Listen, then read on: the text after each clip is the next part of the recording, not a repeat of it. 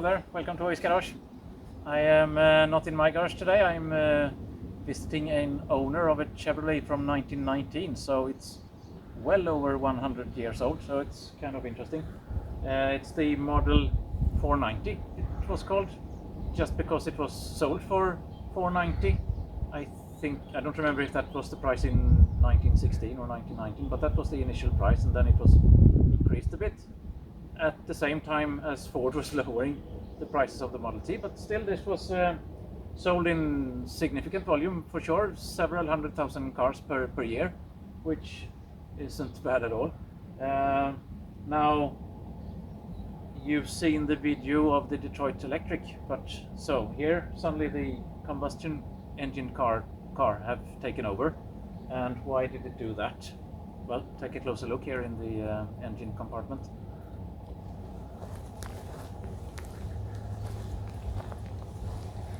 The electric self-starter, that was the key.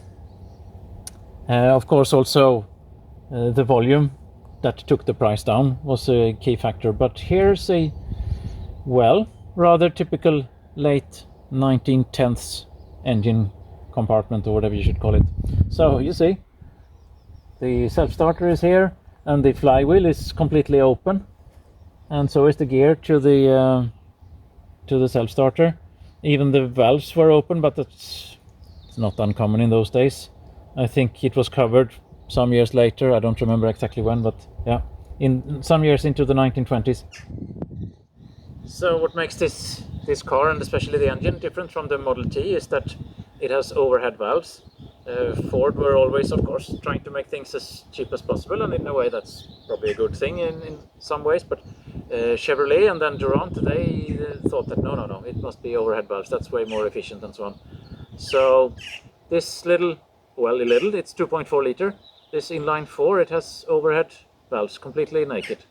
I don't know if you can see, but there's a little oil can or pump or something there, and you have to lubricate everything that's open. There are small holes for the rockers, and well, you have to lubricate that every 100 miles, no, something maybe, or maybe even a bit less, or maybe every time you start the engine or go for a spin.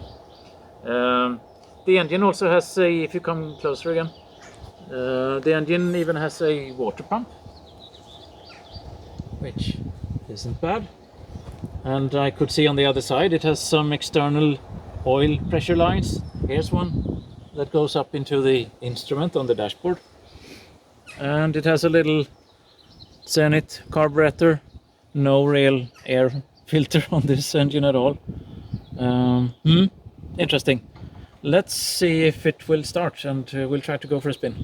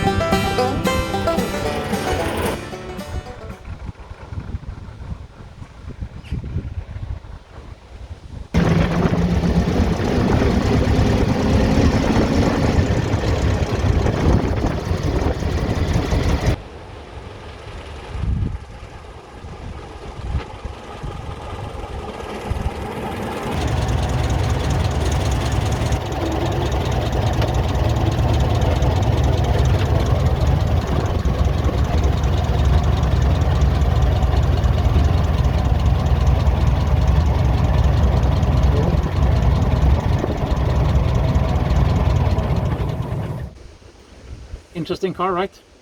It's a bit awkward to drive with the clutch that is conical and a bit different and so on, but it's got a 3-speed gearbox and reverse and everything, so from that perspective it's kind of normal. The accelerator sits in between the pedals and below on the floor. So here's the starter. You got choke up on the dashboard, and there's a little fuel thing you have to open. Well, what's it called? Fuel valve that you have to open.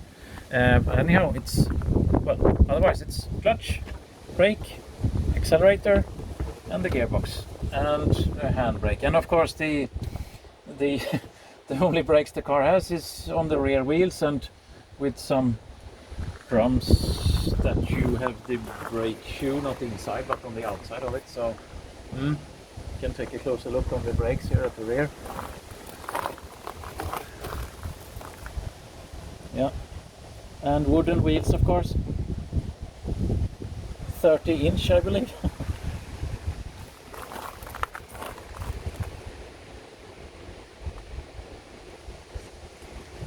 On, yeah.